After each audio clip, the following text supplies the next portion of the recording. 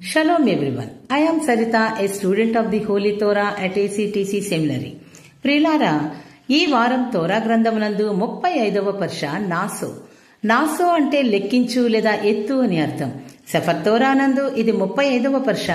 Suffer బెమిద్బర్ నందు లేదా సంఖ్యాకాండమునందు ఇది 2వ పర్ష. ఈ పర్ష యొక్క మొదటి అలియా వాక్య భాగములు సఫర్ బెమిద్బర్ లేదా సంఖ్యాకాండము 4వ అధ్యాయము 21 నుండి 37 వచనముల వరకు. ఈ మొదటి అలియాలో ఎలోహిం మోషే మరియు అహరోన్లకు లేవి గోత్రంలోని గెర్షోన్ మరియు మెరారీ కుటుంబాల జనాభా లెక్కింపు మరియు వారి విధుల గురించి సూచనలు ఇస్తాడు. 30 నుండి 50 సంవత్సరాల వయసు గల గెర్షోనీయుల పురుషులను పరిశుద్ధ గుడారం సేవకు అర్హులైన వారిని లెక్కించమని ఆదేశిస్తాడు.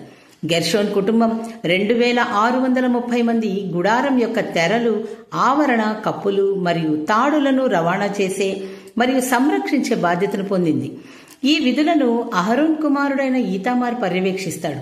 అదేవిధంగా మెరారీ కుటుంబం 3200 మంది గుడారం యొక్క నిర్మాణ భాగాలైన పలకలు, స్తంభాలు, గొడ్డలి మరియు దాని సామగ్రిని రవాణా చేసే మరియు సంరక్షించే బాధ్యతను పొందింది.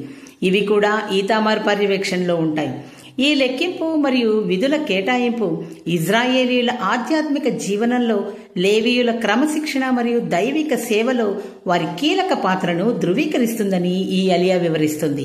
ఇలాంటి మరిన్ని తోరా పాఠాలను తెలుసుకున్నటకు మా యూట్యూబ్ ఛానల్ను సబ్స్క్రైబ్ చేయండి. Shalom లెహిత్రోత్. Thanks for watching. Do subscribe our channel. Please like, share, comment and don't forget to click the bell icon for notifications.